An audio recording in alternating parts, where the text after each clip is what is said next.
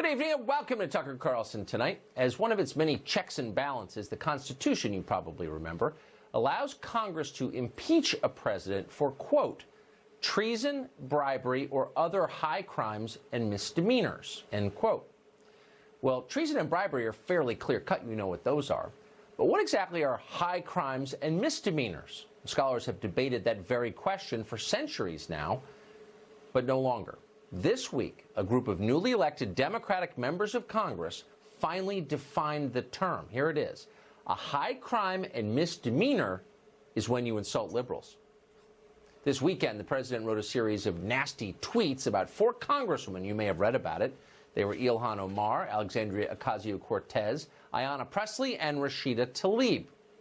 Doing that, sending those tweets, we soon learned, is tantamount to bribery and treason. Watch. Bring articles of impeachment to the floor of the House of Representatives. Impeach this president. Impeach this lawless president today. Wow. Kind of puts everything in perspective, doesn't it? Remember collusion with Russia, obstruction of justice, all those other high crimes and misdemeanors that CNN promised us for 2 years would justify removing a sitting president?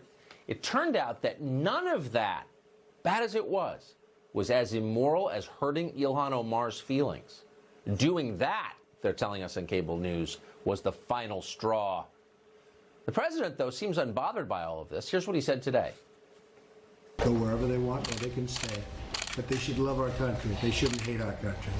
You look at what they've said. I have clips right here.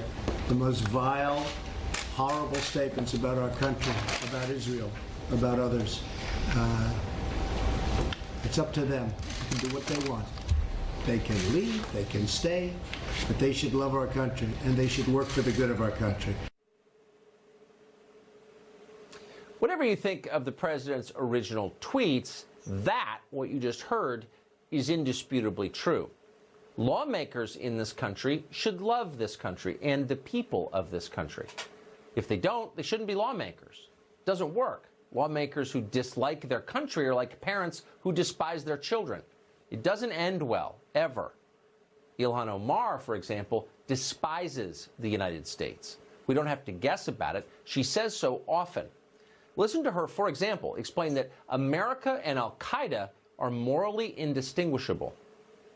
When I was in college, I took a terrorism class. Every time the professor said Al-Qaeda, he sort of like his shoulders went up, and Yeah, he's in command here. Al-Qaeda, Hezbollah. You don't say America with an intensity. You don't say England with an intensity. You don't say the army with an intensity. Not only does she hate America, she's pompous. Wonder if she learned that here, probably. Alexandria Ocasio-Cortez, meanwhile, doesn't settle for comparing her country to Al-Qaeda. She compares it to Nazi Germany. The United States is running concentration camps on our southern border, and that is exactly what they are. Turns out this isn't harmless rhetoric. Just this past weekend, an armed terrorist, a lunatic, an Antifa guy, attacked a federal facility in Tacoma, Washington. In his manifesto, he was killed, by the way, he used Ocasio-Cortez's concentration camp line. All 4 of these congresswomen, meanwhile, have accused their countrymen, most Americans, of being racists. Recently, they suggested that even Nancy Pelosi is a racist. But this is projection, like everything they say. These women, they're the ones who reduce other people to their skin color. Listen, for example, we have many examples. Here's just one. Here's Ayanna Pressley explaining that if you're non-white but think the wrong thoughts, you don't deserve to talk at all. We don't need any more brown faces that don't want to be a brown voice. We don't need black faces that don't want to be a black voice. What does that even mean? Who knows? Dare to ask? They'll denounce you as racist. Nothing any of these 4 women say can be criticized by definition. We're learning that. That's what we're hearing on cable news 24/7. That's the new rule. Okay, but there's a cost to that. The Democratic Party has decided to defend these lunatics, no matter what. And that means the Democratic Party now owns their positions. The American people are racist. Borders are immoral. The United States is no different from Al-Qaeda or Nazi Germany. That's what they're saying. That's the party's new message. Is that a message Democrats can win an election on? We're about to find out. John Kennedy.